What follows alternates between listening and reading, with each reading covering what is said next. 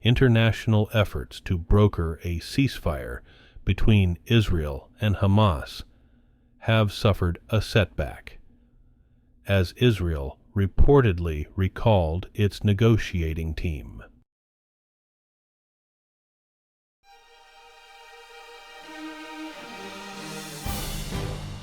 Today is Thursday, February 15th, 2024, and this is the Dunkley Report. International efforts to broker a ceasefire between Israel and Hamas have suffered a setback as Israel reportedly recalled its negotiating team. Israeli Prime Minister Benjamin Netanyahu on Wednesday accused Hamas of hobbling the high-stakes negotiations by sticking to delusional demands. Netanyahu's remarks raised concerns over the fate of the talks. The internationally mediated negotiations in Cairo were taking place even as deadly violence continued both in the Gaza Strip and along Israel's border with Lebanon, where low-level fighting has continued since the war broke out. On the ground in Gaza on Wednesday, Palestinians began evacuating the main hospital in the southern town of Khan Yunis, isolated after weeks of deadly fighting. Republican Speaker Mike Johnson says the U.S. House will not feel rushed to pass the $95 billion foreign aid package for Ukraine, Israel, and other allies. His private remarks Wednesday signal a further stall over sending military hardware and munitions that Kyiv badly needs to fight Russia. At a press conference later, Johnson said the House will not be jammed by the Senate-passed aid package. Senators overwhelmingly approved the package on a bipartisan vote this week, but its fate is now uncertain in the House. Republicans in that chamber are aligned with Donald Trump, who opposes sending aid to Ukraine to fight Russia. Ukraine's military says it sank a Russian landing ship in the Black Sea using naval drones, a report that has not been confirmed by Russian forces. Ukraine's general staff says the Caesar Kunikov large landing ship sank near Alupka, a city on the Crimean Peninsula that Moscow annexed in 2014. Ukraine's military intelligence, known as GUR, says its Special Operations Unit, Group 13, sank the Caesar Kunikov using Magura V-5 sea drones on Wednesday. The Russian military did not immediately comment on the claim, saying only that it downed 6 Ukrainian drones over the Black Sea overnight. A Georgia judge has scheduled a hearing on a motion to bar Fulton County District Attorney Fani Willis from continuing to pursue her election interference case against former President Donald Trump and others. That hearing is slated for Thursday. A defense attorney in the case argued in a court filing last month that a romantic relationship between Willis and Special Prosecutor Nathan Wade disqualifies them both. The filing says Willis personally benefited from the prosecution when Wade paid for vacations for the pair, creating a conflict of interest. Willis has acknowledged the relationship, but has said it has no bearing on the serious criminal charges against Trump and others. Black History Month was celebrated in the nation's capital with dueling events on Tuesday, highlighting the divide between Democrats and Republicans. Approaches to courting black voters in the 2024 presidential election. At the White House, descendants of civil rights icons and black historical figures convened with Biden officials, including Vice President Kamala Harris. Later that evening, Republicans held a reception celebrating activists working to make inroads with black voters.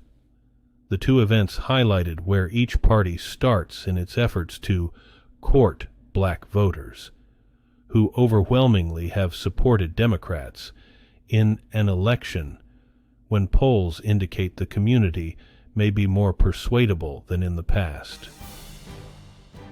Cybersecurity experts are warning that hospitals around the United States are at risk for attacks such as the one that's crippling operations at a premier Midwestern children's hospital. Experts want the government in Washington to do more to prevent such breaches.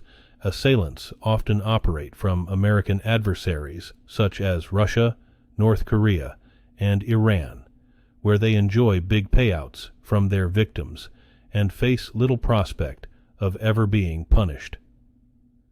Federal health officials acknowledge the increase in cyberattacks on hospitals and say they are working to develop new rules to help healthcare facilities protect themselves against cyber threats. But they say more money is needed from Congress to help hospitals protect themselves. New York's highest court appears torn about potentially overturning Harvey Weinstein's 2020 rape conviction.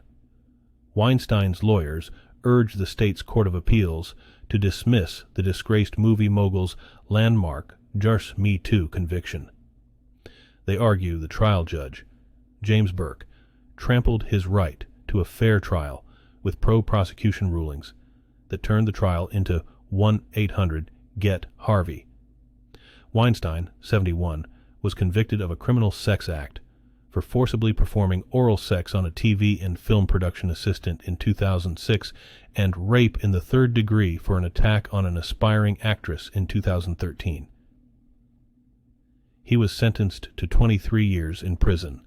Last year, he was convicted in Los Angeles of another rape and sentenced to an additional 16 years in prison. The court is not likely to rule immediately. Valentine's Day is meant to celebrate romance and the depths of feeling we have for loved ones, so it may be surprising how much Valentine's shopping is done at the last minute. Nearly half of U.S. spending on Valentine's Day, flowers, candy, and cards occurred between Feb. 11 and Feb. 14 in 2022 and 2023. According to Numerator, a market research company. Walmart says around 75% of its Valentine's Day sales happen on Feb. 13 and 14. OpenTable says last year, 30% of Valentine's Day dinner reservations were made the day before, and 18% were made on the holiday itself. Authorities say at least 8 children are among 22 people who were hit by gunfire in a shooting at the conclusion of the Kansas City Chiefs Super Bowl victory parade. Police say that total includes one person who was killed in Wednesday's shooting. Radio station KKFI says its DJ Lisa Lopez died. Kansas City Police Chief Stacey Graves says 3 people have been detained for investigation. Social media users posted shocking video of police running through a crowded scene as people in attendance hurriedly scrambled for cover.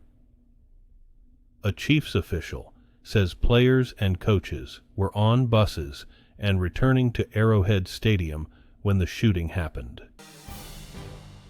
The U.S. has gathered highly sensitive intelligence about Russian anti-satellite weapons that has been shared in recent weeks with the upper echelons of government. That's according to 4 people who have been briefed on the intelligence, but were not authorized to comment publicly. They said the capability was not yet operational. The intelligence sparked an urgent but vague warning. Wednesday, from the Republican head of the House Intelligence Committee, who urged the Biden administration to declassify information about what he called a serious national security threat. Administration officials declined to publicly address the nature of the threat. House Speaker Mike Johnson cautioned against being overly alarmed. Today's news was reported by the Associated Press. This has been the World News for Thursday, February 15th, 2024. Thanks again for joining us at The Dunkley Report.